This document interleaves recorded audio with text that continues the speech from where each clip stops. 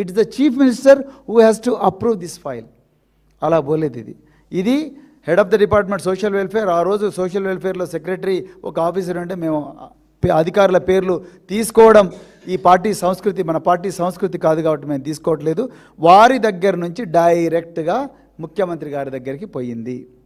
పొన్నం ప్రభాకర్ గారిని మేము ఇలా ఓపెన్గా అడగాలనుకున్నాం. వారు గన్ పార్క్ దగ్గర పోయి నేను పెద్దలు హరీష్ రావు గారు అందరం కూడా అడుగుదాం అనుకున్నాం.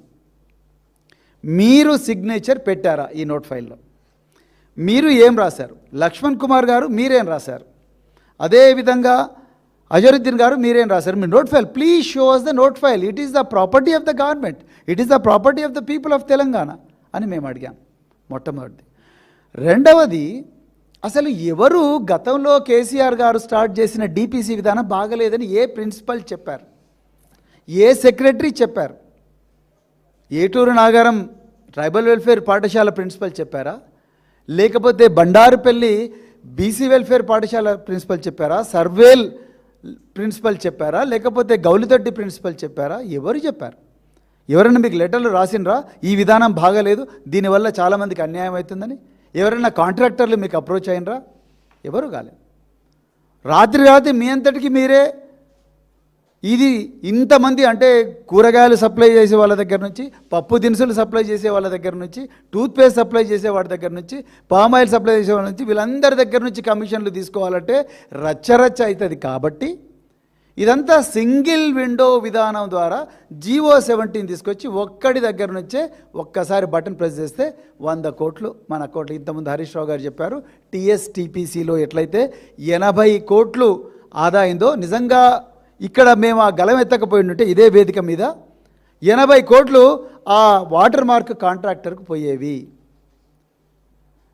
గత 25 సంవత్సరాల నుంచి పప్పు దినుసులు అంటే కిరాణా వస్తువులు, అది ఉప్పు కావచ్చు, కారం కావచ్చు, ఇవన్నీ కూడా డిపిసిల ద్వారా జరుగుతున్నాయి. ఊర్లలో నిరుద్యోగ యువకులు చిన్న చిన్న మడిగలు పెట్టుకొని దాని ద్వారా స్కూళ్ళకు సప్లై చేస్తుంటారు, మహిళా సంఘాలు కూడా. సో ఈరోజు వాళ్ళందరి నోట్ల మట్టి కొట్టి హైకోర్టును తప్పుదోవ పట్టించి 800 కోట్ల రూపాయల కాంట్రాక్ట్ను ఇవాళ 1 లేదా 2 కార్పొరేషన్లకు అప్పచెప్తా ఉన్నారు.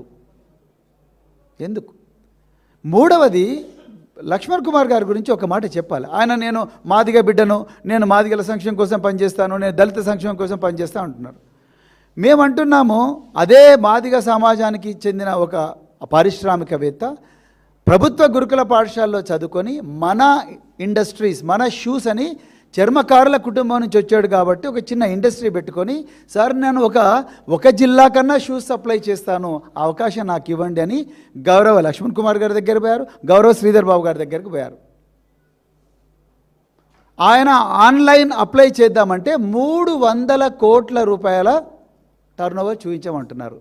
ఒక ఎస్సీ సమాజం నుంచి వచ్చిన వ్యక్తి, చర్మకారుల కుటుంబంలో పుట్టిన వ్యక్తి 300 కోట్ల టర్నోవర్ ఏ విధంగా చూపిస్తారు? అంటే you have raise the barriers in such a way that poor people cannot enter. పేదవాడు అసలు ఈ కాంట్రాక్ట్లోకి రాకుండా మీరు చూశారు. అందుకొరకే ఇవాళ మీరు చూడండి, ఈ వచ్చిన కాంట్రాక్ట్లన్నీ కూడా మీరు చదివితే ఆశ్చర్యపోతారు. Shoes, socks, school bags Mafatlal industries, bedsheet, carpet, towel, blanket Mafatlal industries, plate, glass, Katora world for exports, Chintamani Parshwanath. ఈ చింతామణి ఎవడయ్యా? నిరంజన్ కుమార్ జైన్. నిరంజన్ కుమార్ జైన్ ఎవరు? 1000 కోట్ల టర్నోవర్ ఉండి 30 సార్లు టోనీ నాకు హెరాయిన్ కావాలి, బ్రౌన్ షుగర్ కావాలని ఫోన్ చేసినాడు. ఇది నా కవిత్వం కాదు. పక్కనే ఉండే ఇంటిగ్రేటెడ్ కమాండ్ అండ్ కంట్రోల్ సెంటర్లో కూర్చొని సివి ఆనంద్ గారు ఇచ్చిన ప్రెస్ మీట్ ద్వారా నేను వీడియో చూపించాను. ఇప్పటికి కూడా కేసు నడుస్తుంది NDPS కింద. నిరంజన్ కుమార్ జైన్ అనే డ్రగ్ పెడ్లర్కు ఏది ట్రంక్ బాక్సుల కాంట్రాక్ట్ ఇచ్చారు. అంటే ఈ ట్రంక్ బాక్సుల ద్వారా చిన్నపిల్లలకు గంజాయి అలవాటు చేయించాలనుకుంటున్నారా? ట్రంక్ బాక్సుల ద్వారా చిన్నపిల్లలకు బ్రౌన్ షుగర్, హెరాయిన్ అందించాలనుకుంటున్నారా? కొకేన్ అందించాలనుకుంటున్నారా? ఒక్కసారి అంటే తెలంగాణ ప్రజలు ఆలోచించాలి. అసలే గంజాయి ఊరంతా పాకిందంటే గంజాయి స్మగ్లర్లకు ట్రంక్ బాక్సుల టెండర్లు ఎట్లా అప్పచెప్తారు? ఇంతకుముందు హరీష్ రావు గారు చెప్పారు, మఫత్లాల్ ఇండస్ట్రీస్ మొత్తం కూడా ఇవాళ టెక్స్టైల్ మొత్తం కూడా యూనిఫామ్ అంతా మఫత్లాల్ ఇండస్ట్రీస్ తీసుకున్నది. కోట్లాది మీటర్లు. ఏమన్నా తెలంగాణలో చేనేత కార్మికులు లేరా? రేటు కూడా ఎక్కువ.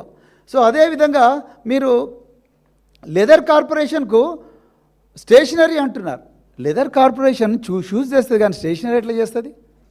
అంటే ఇప్పుడు చెప్పినట్టుగా ఏదో 10% తీసుకోండి అనేది. అంటే ఇదంతా ఏంటంటే తప్పకుండా సింగిల్ విండో కరప్షన్, ఒకటే వ్యక్తి దగ్గర నుంచి మొత్తం తీసుకోవాలి.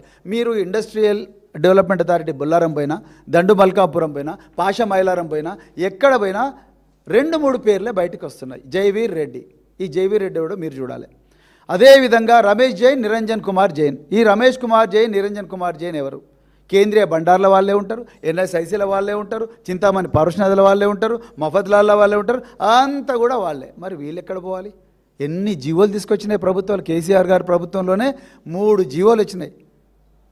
ఈ పేద యువకులకు చిన్న కుటీర పరిశ్రమలు పెట్టుకునే వాళ్లకు, వాళ్ళందరికీ కూడా ప్రభుత్వం ఈఎండి నుంచి మినహాయింపు ఇవ్వాలి, ఈ సాల్వెన్సీ సర్టిఫికేట్ నుంచి మినహాయింపు ఇవ్వాలి, సెక్యూరిటీ డిపార్ట్మెంట్ నుంచి మినహాయింపు ఇవ్వాలి, టర్నోవర్ నుంచి మినహాయింపు ఇవ్వాలి అని జీవోలున్నా కూడా వాటిని ఉల్లంఘించి 300 కోట్ల టర్నోవర్ చూపించమంటున్నారు, 500 కోట్ల టర్నోవర్ చూపించమంటున్నారు.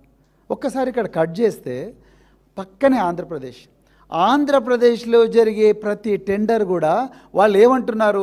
ఆంధ్రప్రదేశ్లో నీకు జిఎస్టీ సర్టిఫికేట్ ఉన్నదా, నీకు అక్కడ ఫ్యాక్టరీ ఉన్నదా?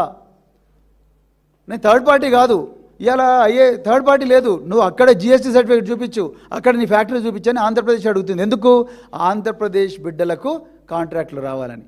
ఇలా తెలంగాణ ఏం చేస్తుంది తెలంగాణలో బాలమాయాదేవి ఐఏఎస్, మీరు షూస్, సాక్స్, స్కూల్ బ్యాగ్స్.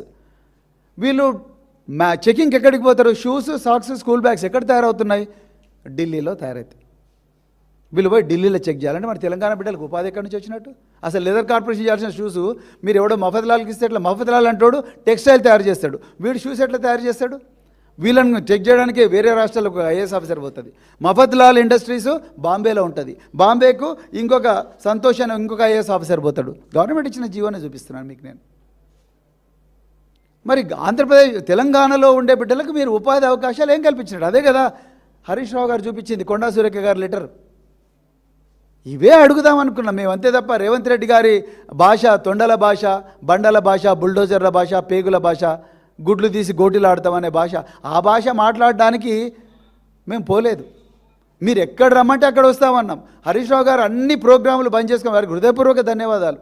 అన్ని ప్రోగ్రాములు బంద్ చేసుకొని ఇవాళ దీని గురించి పోదాం, నిజం చెప్దాం, ప్రజలకు నిజం తెలవాలి. అంతే తప్ప మనం పొన్న ప్రభాకర్ను ఓడగొట్టాలనో, లేకపోతే లక్ష్మణ్ కుమార్ను వాగ్వివాదంలో ఓడగొట్టాలనో, లేకపోతే ఓడిపోవాలనో మేము పోలేదు.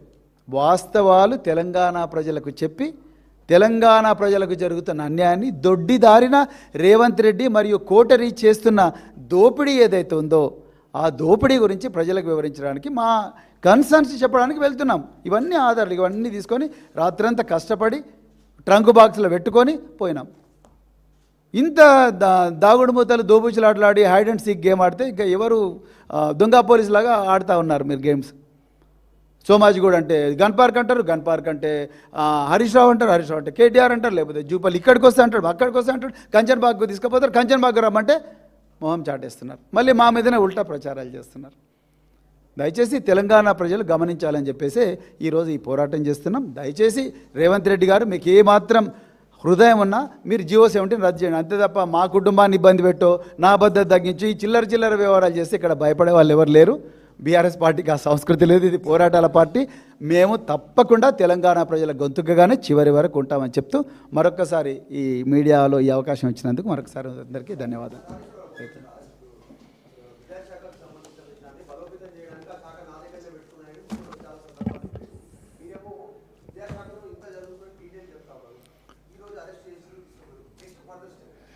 డెఫినెట్లీగా మా పోరాటం కొనసాగుతుంది. ఇవాళ ఒక ప్రయత్నం చేసినాము, నోట్బుక్ల